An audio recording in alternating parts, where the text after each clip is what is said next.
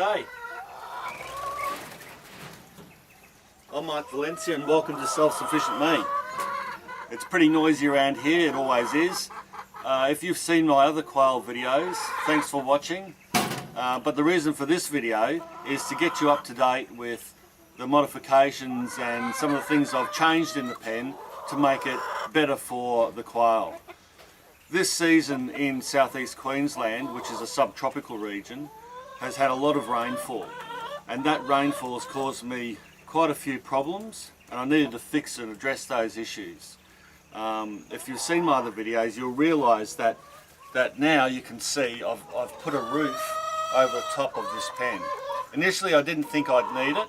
Because it's a subtropical region, it's not very cold, doesn't get snow, those type of things. I thought I could get away with just having a couple of normal shelters for the quail, like a cat cage, and I did have a dog kennel in here, and they could go in there, get out of any rain, and then come out and forage later. What was happening was the rain was so bad through this last season is that they could hardly get a chance to get out and do any foraging.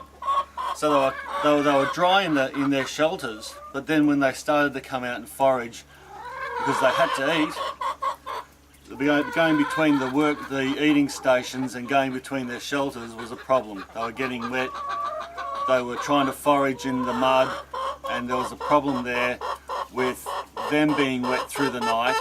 Not that I lost any birds, but being an ex-army soldier myself, I know what it's like to sleep in the wet, and it's not very pleasant. So I didn't want these birds to go through that, so I decided to put a roof over it. So that was my main modification that I made to this quail run. The secondary problem that I had with all this extra rain was the water seeping out of the hill or through the hill and down through the quail run. This was turning the soil here into mush, and as you can imagine, lots of little feet walking over the soil soon turned it all up, and it was getting rather messy. No matter how much litter I threw down, which was starting to get a little bit silly because it can get expensive if you're buying the litter, it was still turning too muddy, and it was even muddy for me to walk in here, and that was becoming an unpleasant task to try to pick up eggs, try to tend to the quails, put the feed out, change the water, those type of things was starting to become a problem. Alright, so what I did was, and this is only about a 7 metre by 2.4 metre wide enclosure, I bought in 3 trailer loads of sand, and that's coarse river sand, similar to the stuff they use for paving. And what I did was bought that in by the 3 trailer loads, shoveled it in here, wheelbarrowed it in, and then walked all around and trod it down. I mean, you could use a compactor, but I just trod it down, and this has turned what was a mushy surface through the wet season into a nice hard sandy, like a river bottom surface, exactly what I wanted, and no soft muddy problem anymore. So that was the second major thing that I've done. The third thing isn't major, but it's just another lesson learnt from my original build, and that was the housing. I haven't changed the cat house that I had there. That's working really well for the quail, and the small little shelters that I've built over the feed stations, they're working well as well. But I have moved the cat cage from where you would have seen my last video, which was central here.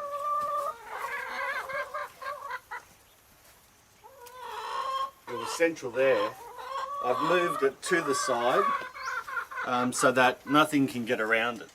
And the reason for that was, if I was trying to catch a quail to either give it some medication, like worming, or catch one for dinner, you're running around an obstacle, and that was starting to get a little tedious. Moving the quail into an open pen like this has been really beneficial for their health. And it's a bit difficult to explain because they were doing pretty well in the cage that I had. I had a converted old children's swing set, which I put a couple of rabbit hutches on, and I set up a nipple drinker, and they were sitting on mesh, and so the manure fell through onto the ground, which I could easily rake up. Would you be quiet? So I could easily rake up and put into the compost heap. The quail were doing pretty well in there, and quails don't mind small spaces, and they're typically kept in cages. But they were looking a little ratty, to be honest. And what I've noticed is they are so much more at peace when they're in an open pen like this. They don't fight near as much. Well, I've hardly seen any fighting at all, and there's half male in here, half female. So there's quite a few males around. They usually do fight, but because of the size of the pen, they can get away from each other. I think that's important. The other thing is they love to play in the litter, dig in the sand, throw the straw around, make little nests, not for laying, but just for lying in and having fun. And I think that's made them a lot more healthier, and I've noticed that in their feathers and their coat is looking a lot better. They've also put on a little bit more weight. It is difficult to see through the naked eye, but me picking them up, I've noticed from the cage to the open pen is they've seemed to be a little bit fatter. And that happened they gained that weight within a matter of weeks. And that was very interesting to me, because I've always read and heard that if you house them in cages in small spaces, they don't get a lot of exercise, so they tend to get fatter. Well, I've seen the opposite happen in this. So I think happier birds are fatter birds, are better birds to eat, and that theory has worked. So I've been really happy with the extra space provided, and because the birds are happy, of course I'm happy. I'll just grab one.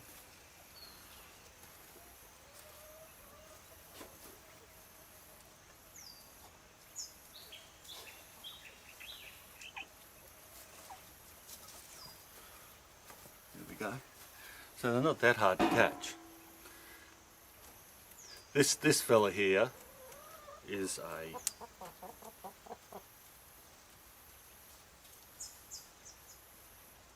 a female. She's about probably 10 weeks old, maybe a little bit more, but she's filling out quite nicely and got a beautiful coat of feathers. Yeah, pretty things they are. They're a lot more at peace, and actually a little bit easier to handle than what they were when I was keeping them in the cages. And so I don't have any cages at all for quail now. I used to use the old swing set cage that I had for my specific breeders, so I kept that when I made this pen. But then after about a month I decided, well, you know, these guys are doing so well in here, I might just throw all my breeders in here as well. There was a lady online the other day that wrote a note saying that she's thinking about using this design for pheasants and even a couple of peacocks. Of course she'd make this a lot bigger than 7 meters long and 2.4 wide, but yeah, this design can be modified and used in any way you want. And you know, you've got it for free here. Don't worry about paying for plans online. Trust your instincts, get the building materials yourself, and look, if there's a few rough edges, which there is in this, you know, it's not going to hurt the overall design. You're not living in it, you know, as long as it's giving your animals a great environment to live in. Just because there's a few pieces of wire that aren't correctly tied, or there's a post that's in a little crooked because you've done it yourself, I wouldn't worry too much about it, as long as it works. Yeah. Alright, well that's my modification or lessons learnt video. I hope you've enjoyed it. Thanks for listening. If you want to see any more information, I've written about this on my blog, selfsufficientme.com. I've written extensively about the materials, what I've done, how I've put the roof on, and all that type of gear. Yeah, there's also lots of other articles, not necessarily about quails or chickens, that you can have a look at on the website. Thanks for watching, and bye for now.